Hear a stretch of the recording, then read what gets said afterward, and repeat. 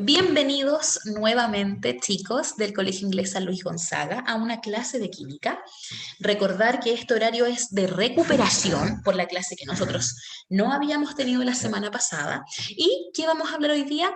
Obviamente, como dice nuestra unidad cero, vamos a recordar estructuras atómicas de la materia, pero específicamente específicamente lo que vamos a ver hoy día en el objetivo de la clase es caracterizar los átomos según sus partículas subatómicas. Eso es lo que nosotros tenemos que lograr el día de hoy. ¿Cómo lo vamos a hacer? Vamos a hacer un pequeño repasito de lo que nosotros ya hemos estudiado y finalmente vamos a terminar hablando de números atómicos y números másicos. Mayra, te voy a silenciar el micrófono. Eso, muy bien. Para que podamos atender la clase. Entonces, objetivo de la clase, caracterizar los átomos según sus partículas subatómicas. ¿Cuáles eran las partículas subatómicas que hemos trabajado en la asignatura? ¿A qué le llamábamos partículas subatómicas?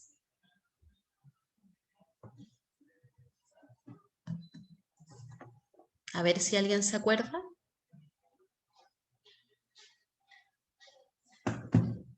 Nadie se acuerda de cuáles eran las partículas subatómicas. Martín, Constanza, Sebastián, que anda por ahí también, la Cata. ¿Les suenan las partículas subatómicas como los protones, neutrones y electrones o no? Me imagino que sí. Entonces, Yo ¿qué es lo que vamos? supongo que cuando dice sub se refiere a que es más pequeña que un átomo, ¿no? O algo así. Claro, que están Subatómica. dentro de ese átomo. Entonces, quienes Ah, componen el átomo son estas partículas subatómicas que son los protones, los neutrones y los electrones.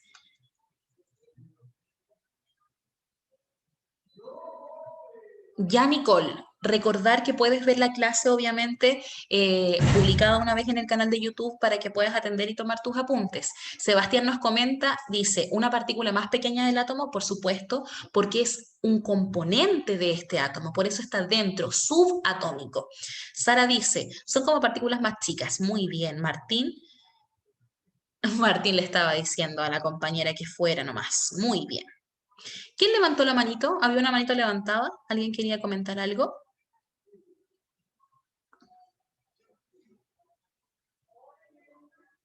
Ya, Sofía, no hay problema. Atenta, atenta a la clase. ¿Ya?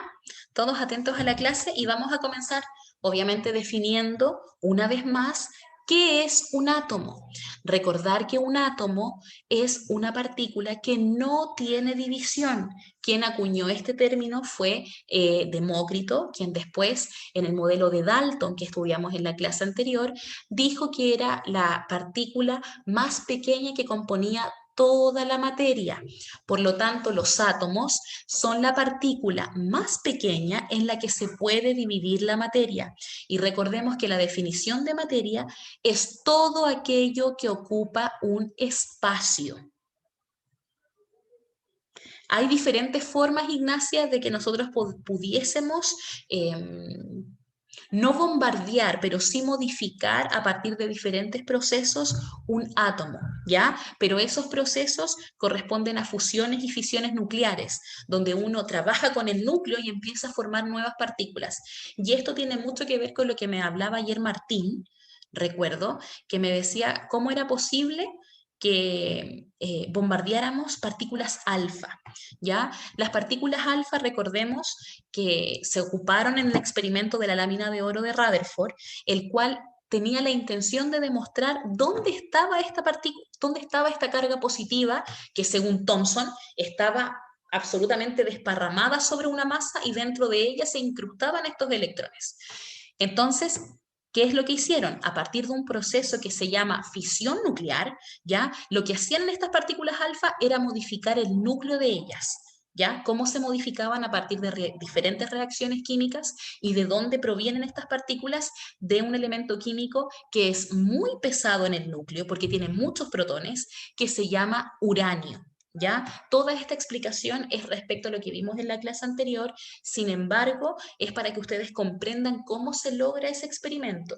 ¿ya? Lo que a mí me interesa evaluar es que ustedes identifiquen cada uno de los modelos atómicos con quién obviamente lo propuso, ¿ya? Y que sepan cuáles son sus características. Por ejemplo, Dalton, ¿qué experimento vimos ayer con Dalton? ¿O no vimos ninguno y después vimos a Thomson?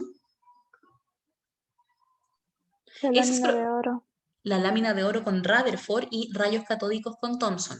Martín, recuerda que si un electrón pasa a otro átomo, no es que se esté dividiendo, solamente está compartiendo su nube electrónica, ¿ya?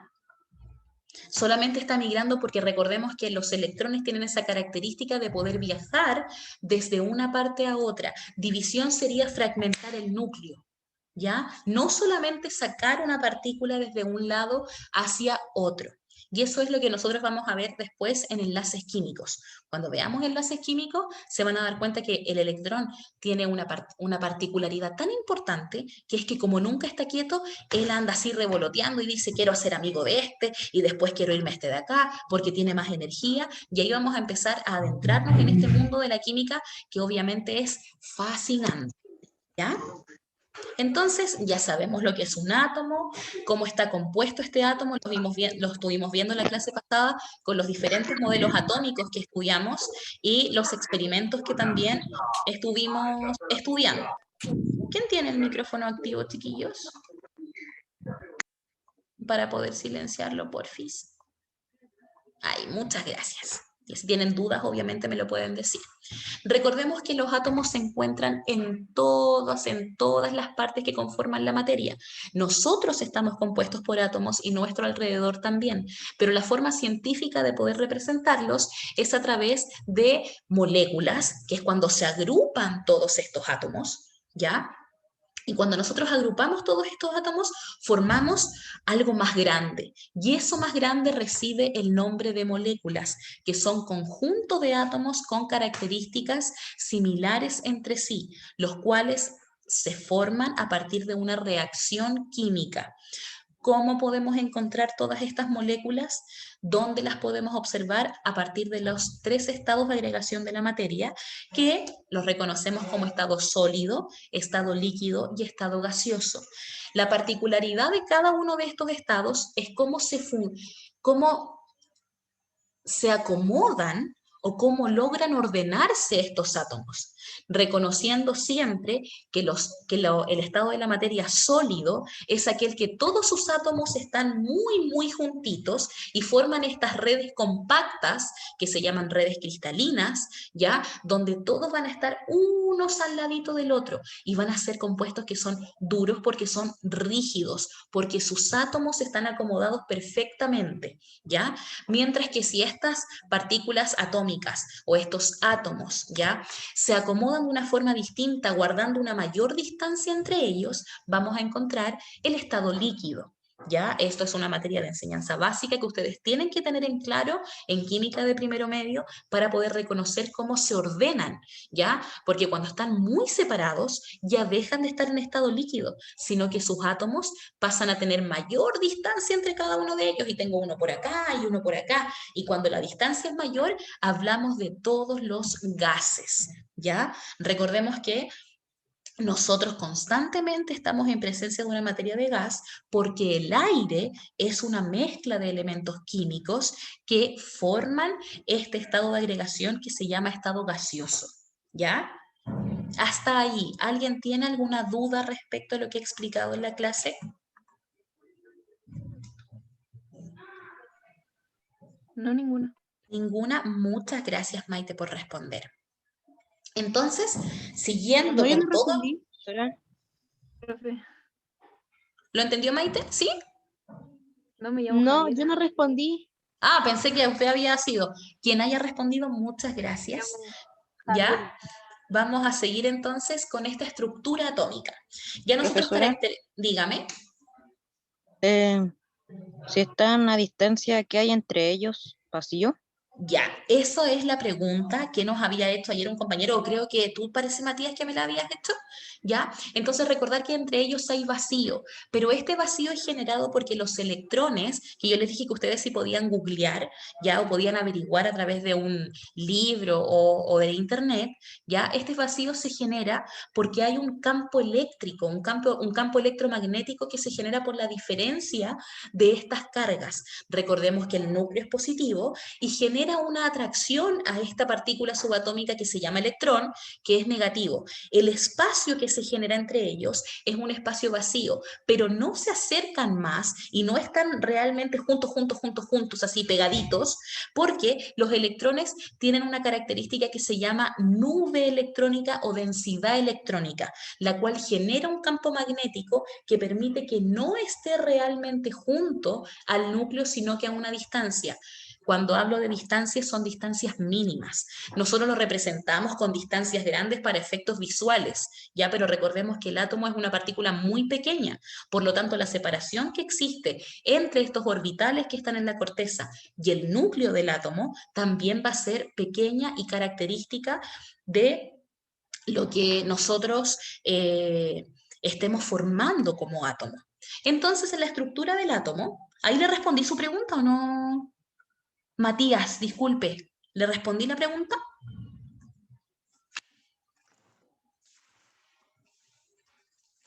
¿Usted me había preguntado qué se genera? ¿Sí?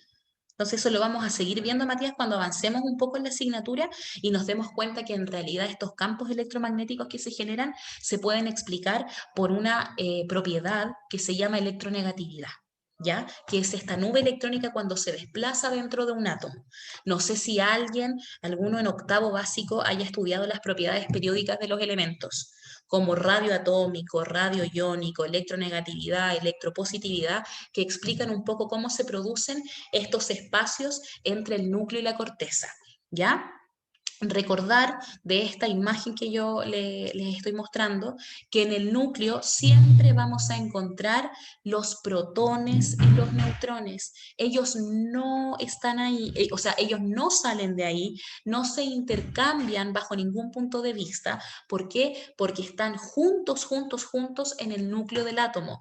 Estas partículas, tanto los protones como los neutrones, no son móviles como los electrones. Ellos siempre están en el mismo lugar, mientras que los electrones están en esta corteza, que obviamente, como estudiamos ayer, Schrödinger nos explicaba que esta corteza depende de los niveles de energía que nosotros tengamos, ¿ya? Van a significar el camino que sigue el electrón, cuál es la órbita que ellos recorren. Es como, ¿cuál es el camino a mi casa? Ellos todo el tiempo están moviéndose en una órbita elíptica que no es perfectamente redonda, sino que está achatada por también este tema del campo electromagnético que se genera, ¿ya? Y que tiene obviamente que ver con la movilidad. Así es, Flavia. Flavia nos comenta por el chat y nos dice, profe, entonces, tanto como los átomos y las moléculas tienen carga, así es. Y durante esta clase vamos a ver cómo se llaman estos átomos y moléculas cuando están cargados. Claro, Martín, viene siendo una nebulosa. Ya la corteza es una nebulosa que obviamente alberga todos los electrones, pero es tan perfecta que cada electrón sabe por qué órbita tiene que circular. ¿Y de qué va a depender eso? De la cantidad de niveles energéticos que nosotros tengamos componiendo este átomo. ¿Ya? ¿Dudas hasta ahí? ¿Alguien tiene algo que aportar, que acotar? No, ninguna. Profesora, ¿Ninguna? ¿y cómo se pueden Dígame. juntar si en la capa externa, que es la de valencia, hay puros electrones, no se deberían repeler entre ellos? Lo que pasa es que hay una unión de electrones que se denomina enlace químico, y esa es la característica que permite que los elementos puedan formar compuestos. ¿De qué va a depender ese enlace? De las propiedades que tenga cada uno de los elementos que lo va a formar. No se van a repeler porque ellos tienen un camino especial para poder emparejarse, ¿ya?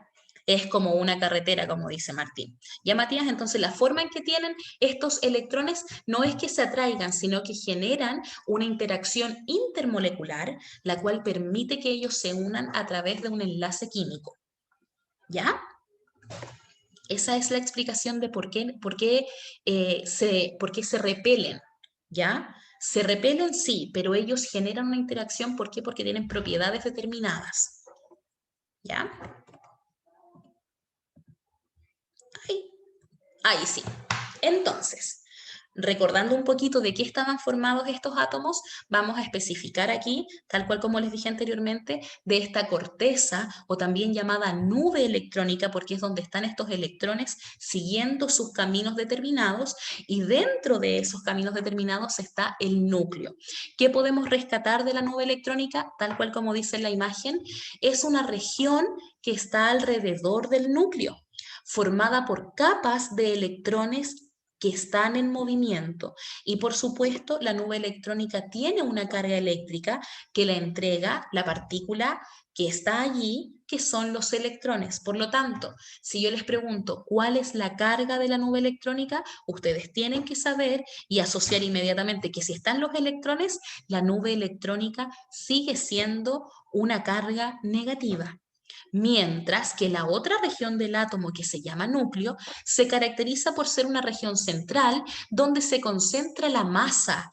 Quienes nos entregan la masa es los neutrones y los protones, que se caracterizan porque los neutrones no tienen carga eléctrica y porque los protones están cargados positivamente. Esa interacción las mantiene cerca del núcleo, pero no pegadita al núcleo, porque recuerda que entre ellas hay un espacio que es el que nosotros denominamos esta nube electrónica que genera esta energía que se llama electromagnética.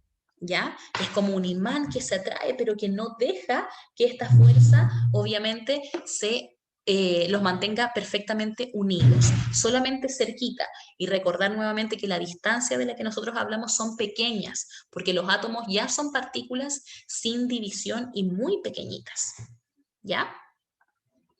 Entonces, vamos a seguir hablando que las dos regiones características que vamos a encontrar son la nube electrónica y el núcleo. En la nube vamos a encontrar a los electrones y en el núcleo a los protones y neutrones. Siempre, siempre, siempre va a ocurrir eso dentro de un átomo. Esta estructura no se puede alterar.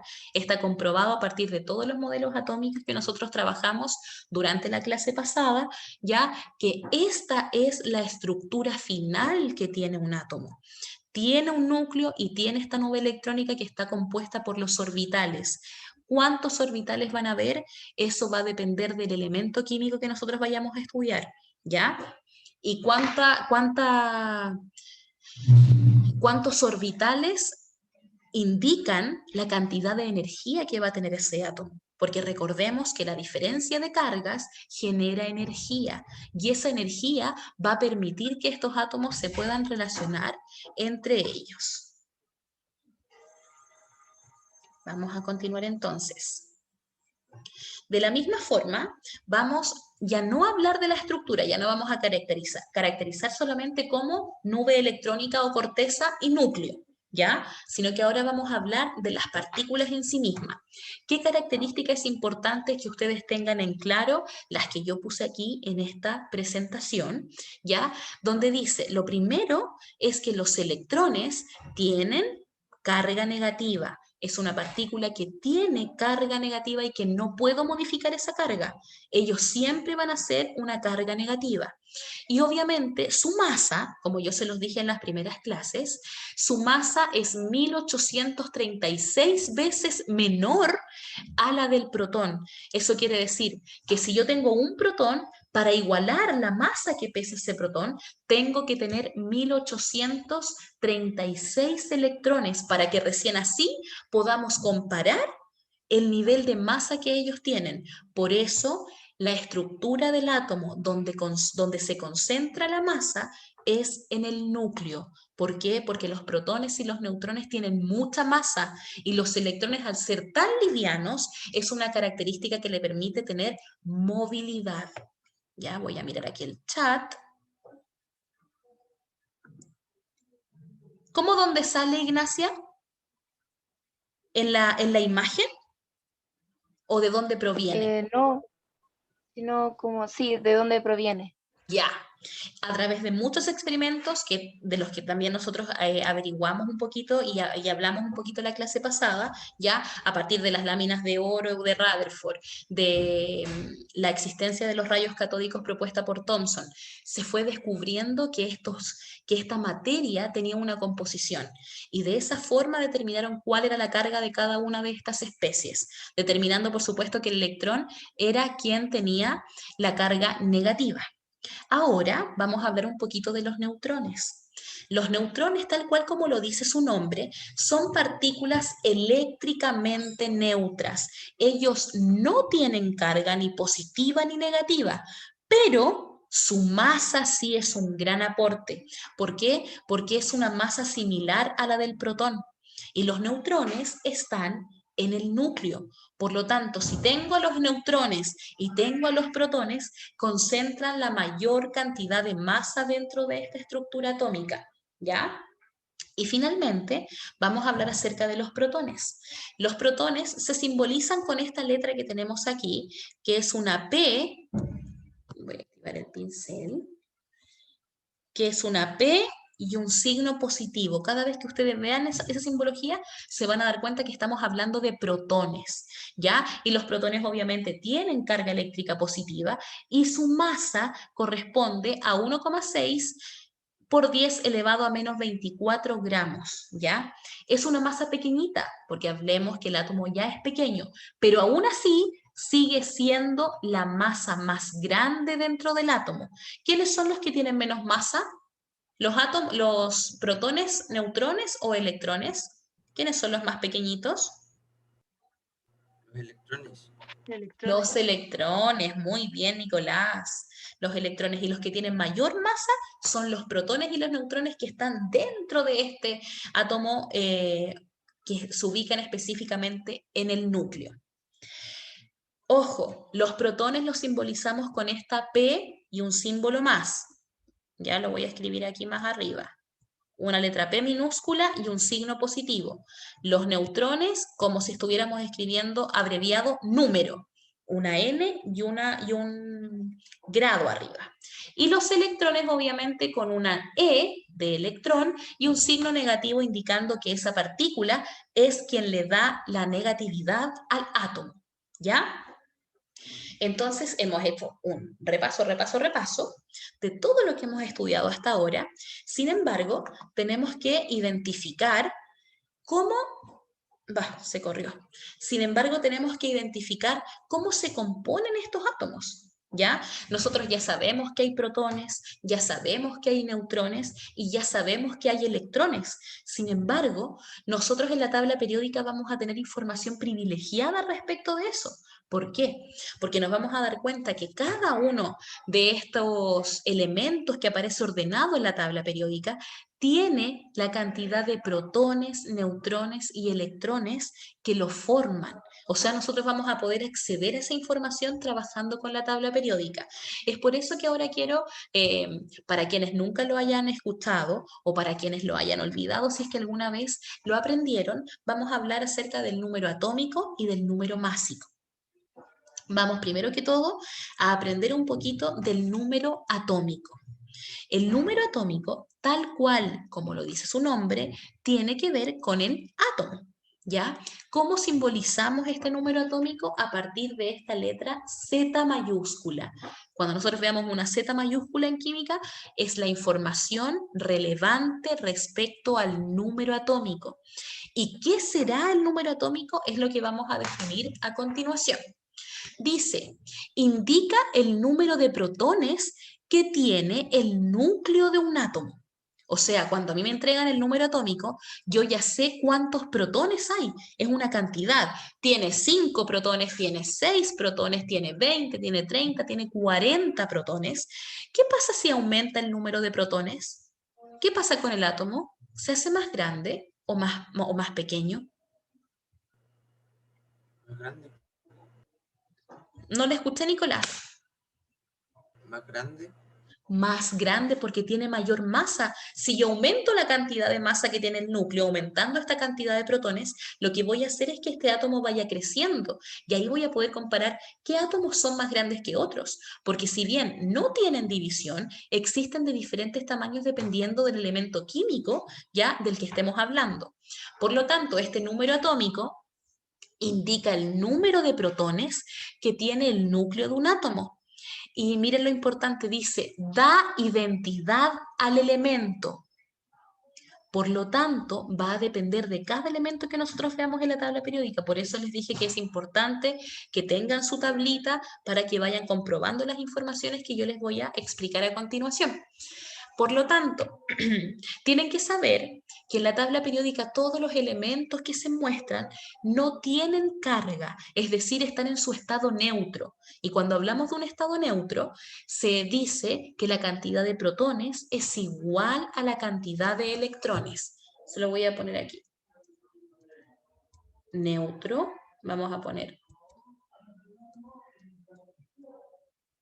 Átomo neutro tiene que ver entonces igual protones, igual electrones. Es decir, si tengo 5 protones, vamos a tener también 5 electrones. Si hay 10 protones, vamos a tener también 10 electrones. ¿Por qué? Porque tienen la misma cantidad de carga, porque son neutros. Sin embargo, vamos a encontrarnos con otras especies que vamos a trabajar en la próxima clase cuando hagamos ejercicios, ¿ya? Donde no van a haber átomos neutros, sino que van a haber iones, que era lo que nos preguntaba la compañera al inicio de la clase. ¿Qué pasa cuando se carga un átomo? ¿Qué se origina? Se origina una especie que se llama ion. Y el ion puede tener carga negativa o puede tener carga positiva. ¿De qué va a depender? De cómo se mueven sus electrones, de dónde se van. ¿Se quedan aquí, llegan otros más o se van desde ese átomo a otro? Y eso es lo que va a explicar el concepto de ion. Sin embargo, ahora me interesa que tengan claro que el número atómico tiene que ver con la cantidad de protones que tenemos dentro de una especie, que se caracteriza por cada uno de los elementos químicos que componen nuestra tabla periódica. Pero así como existe el número atómico, también existe otro número que se llama número másico. Y el número másico se especifica con una letra A mayúscula, ¿ya? Esa letra A mayúscula va a corresponder a una suma.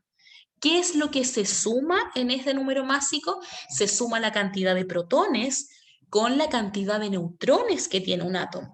Por lo tanto, el número atómico está relacionado con el número másico. ¿A partir de qué? De la cantidad de protones que compongan ese átomo. ¿Por qué? Porque el número másico dice, es la suma de protones y de neutrones. Entonces yo podría decir, el número másico que es el A, voy a decir que se trata de protones sumados con los neutrones que nosotros tengamos en la especie, ¿ya? Obviamente representa a su vez también la masa que tiene el átomo. ¿Por qué representará la masa? ¿Qué tiene que ver? ¿Por qué hablaremos de masa? Fíjense ahí que dice, representa la suma de protones y neutrones. ¿Por qué se llamará número másico? Es donde tiene más peso el átomo en el núcleo. Nico, te escucho muy, muy lejitos. Si puedes repetirlo, por favor. Un poquito más fuerte. Porque es donde hay más peso. Muy bien. Así como dice el compañero, la masa se concentra en el núcleo y el núcleo está compuesto por protones y por neutrones. Por lo tanto, el número másico siempre va a depender de los protones y neutrones que tengamos. ¿Cómo? Como la suma de ellos, de esas dos partículas subatómicas. Fíjense, aquí les traigo un ejemplo. Dice, el hierro. El hierro se simboliza como Fe, tal cual como aparece en la imagen. Pero resulta que nos dice que el número másico, ya que es la información que ustedes pueden comprobar en la tabla periódica, corresponde a 55,84. Mientras que el número atómico corresponde a 26. Por lo tanto, si nosotros sabemos que aproximadamente el 55.84 es 56, significa que nuestro número másico A es igual a 56. ¿Cuánto será el Z? ¿Cuánto será el número atómico? ¿Cuál será el número atómico del hierro que aparece ahí según la flechita? 20, El 26. 26. El 26. ¿Y el número atómico, chiquillos, qué dijimos que era? ¿Cuántos protones tiene un átomo? ¿Cuántos protones? Entonces mi pregunta es, si ya sé cuántos protones hay y sé cuál es el número másico, ¿podríamos calcular la cantidad de neutrones que tiene esa especie? Si sabemos que los protones más los neutrones son 56 y que el número atómico, que son los protones, es 26, ¿cuántos neutrones tendrá el fierro? 30. 30, muy bien. Profesora, Dígame. disculpe, pero tengo que salirme de la clase porque tengo que ir a buscar a mi mamá que salió de la operación. Sebastián, que le vaya muy bien, que su mamá se encuentre muy bien de salud. ¿Ya? Ya, Recuerde ver la grabación cuando pueda en el canal de YouTube. ya. Ya, buenas tardes. Chao, Sebastián. Chao. Entonces, tal cual como decía Nicolás, los neutrones son 30. ¿Alguien no entiende por qué son 30? Sin vergüenza. Vamos, vamos, vamos. Quiero que alguien me diga si es que no lo entiende o todos visualizan que hay 30 neutrones. Porque ahora ya estamos relacionándolo con matemáticas, ya estamos empezando a contar estas partículas subatómicas. Ya, Cata y Antonella, excelente iniciativa decir que no lo entendieron, ¿ya? ¿Por qué? Porque así vamos aprendiendo juntos. Miren, recuerden... No, Javiera también se perdió. Chicos, esto lo vamos a seguir reforzando en las próximas clases. Ojo, tenemos muchas clases de ejercitación, ¿ya? Esto es algo que tienen que manejar, pero que vamos a trabajarlo juntos. No es que si lo vemos ahora, después ya lo perdimos. No, ¿ya? Pero así como decía Nicolás, le vamos a explicar a los compañeros y a las compañeras cómo llegamos a determinar ese 30. Fíjense, voy a poner una diapositiva que tenga menos información. A ver, vamos a borrar aquí. Voy a borrar para poder... Voy a borrar esto. Y lo voy a hacer ahí. ¿Ya?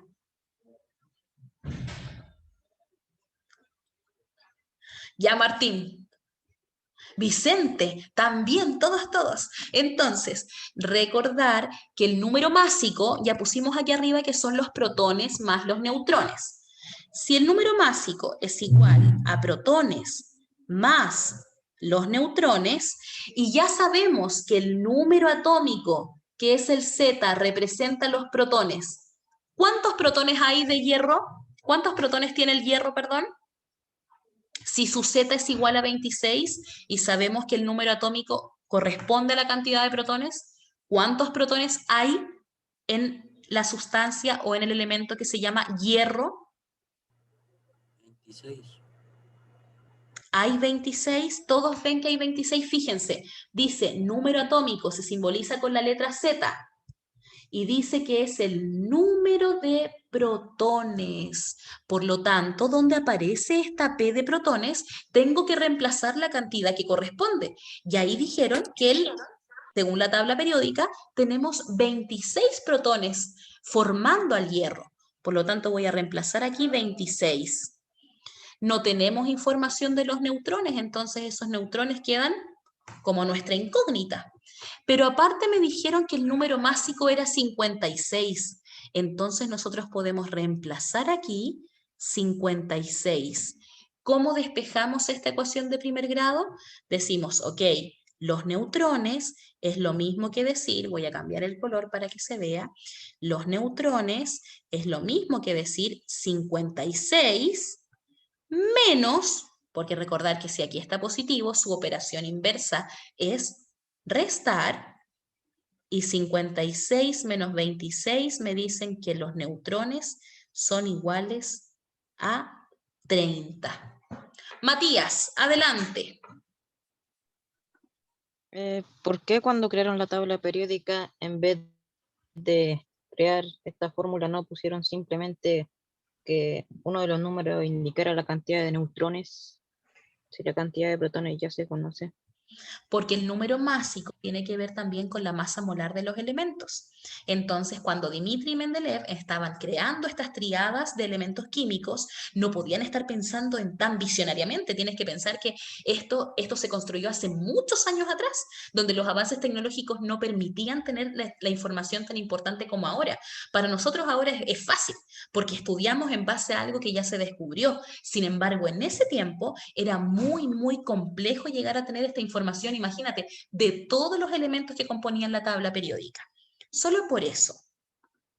Sí, Catalina, lo vamos a aproximar para que trabajemos con números enteros, ¿ya? Ya, chicos, y para ir terminando nuestra clase, que se nos hizo absolutamente cortita, vamos a hablar un poquito de estas moléculas que se cargaban. Entonces, ¿qué va a pasar?